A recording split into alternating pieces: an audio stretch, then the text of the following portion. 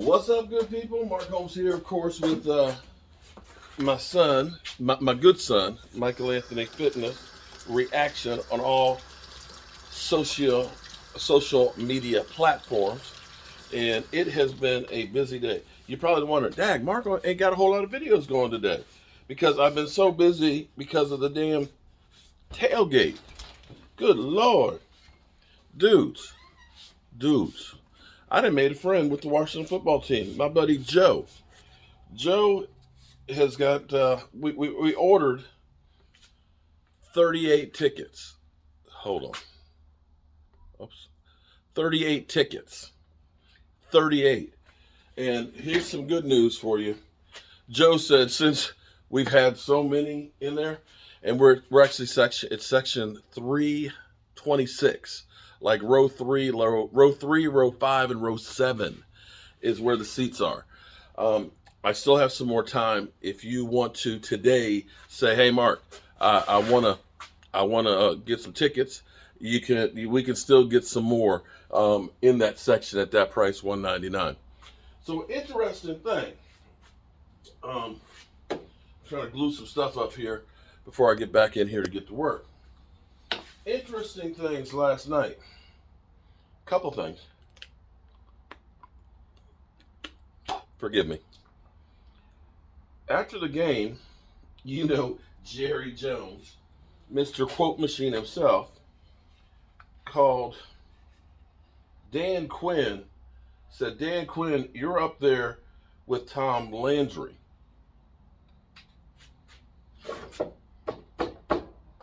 You're up there with Tom Landry. Now, I don't mean any harm.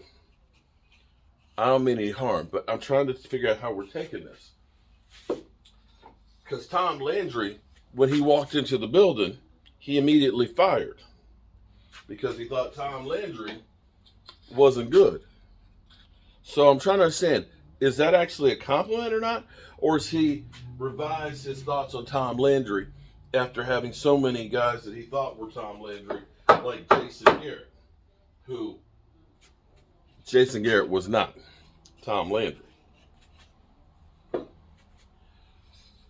Does that mean that in the hierarchy of the future of the Dallas Cowboys, with Mike McCarthy, who is the head coach, who we've all deemed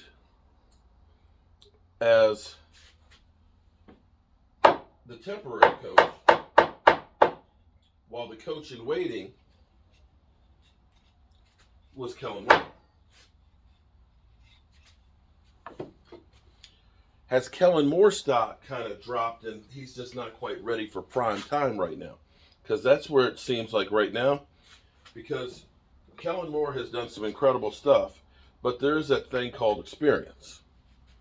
See, I can do this and make it look easy because of the experience that I've had. Because I've done it before. It's easy for me to do some things that for others are difficult. And see, this is the mistake they made with Jason Garrett. Jason Garrett was the made man that was going to become the Cowboys head coach. They had the defensive guy in Wade Phillips, who was the experienced guy, but he wasn't the guy that they wanted to be the guy. Jason Garrett didn't have the experience. He was only a quarterback's coach before coming to Dallas, and in which case he became offensive coordinator and then head coach. Mike McCarthy has been there as, all the positions on the offensive as a coach, working his way up, getting experience, seeing others doing things, learning those things. And you look at what Dan Quinn's done with the Dallas Cowboys defense. Having Diggs with 9 interceptions. I got to look at the numbers, but I think now 2014 we were good at taking football away. We were second in the NFL. After that time, we sucked. I don't think as a team, some of those years we had 9 interceptions by one guy. I'm betting that the amount of interceptions that we had with last night, 4, was probably half of what we made some whole seasons. You took a defense that was pathetic. We as Cowboy fans looked at that. It literally made me throw up my shirt poor boy watching that defense last year. It made me throw up my Italian sub. It made me throw up my pulled pork. Everything. Jobu wings. It made me sick. It hurt. It physically hurt me watching my Dallas Cowboys being that pathetic. Straight up. It hurt. So, watching where this defense is going, I know last week y'all point to that and say, oh, we sucked last week. Everybody has a bad game. I mean, the Bills lost to the Jags. They scored 6 points. Everybody has a bad game.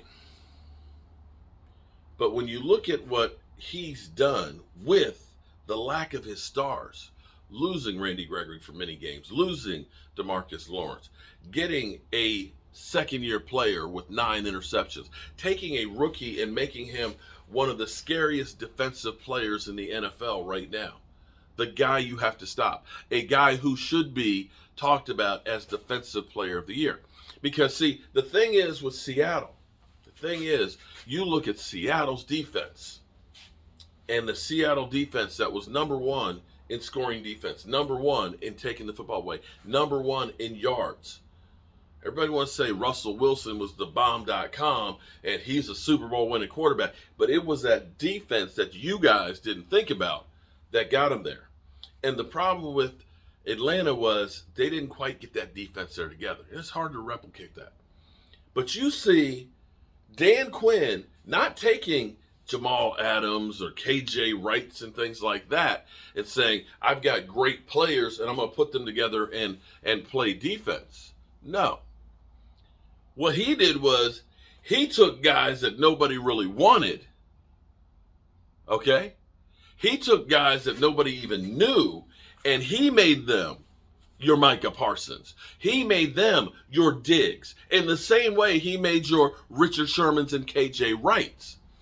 And if you are a team that has some shitty-ass coaching, if you're sitting there looking and saying, like the Eagles, that, Mr. Rock, Paper, Scissors, you look and say, you know what?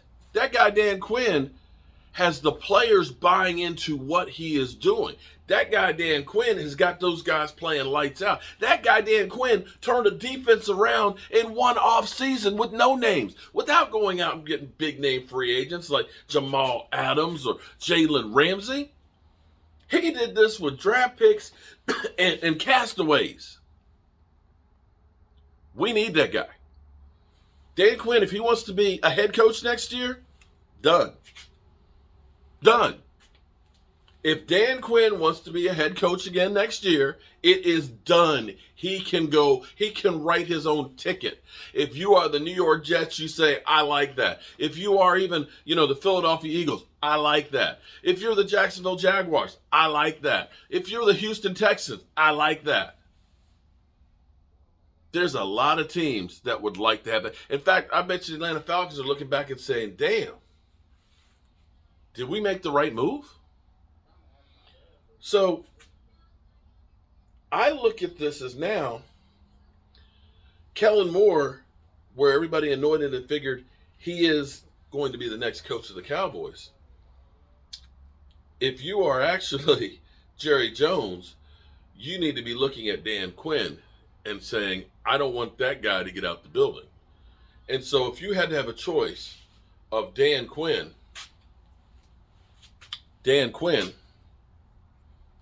or Mike McCarthy, or if you say, I can keep Mike McCarthy and Dan Quinn's going to go, I got to make a choice between, which choice would you make? I dare say we're going to have a coaching controversy here in Dallas. I've always liked competition. I've always liked when a guy has to earn their job, that they're not just anointed as the guy. Let the best mother humper out there play or coach that can do the job. Don't just get your sights set on and say, oh, we're grooming him. Forget that. That guy's a winner.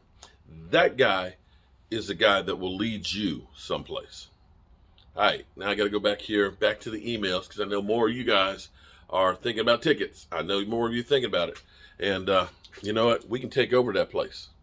Let's do it. Peace.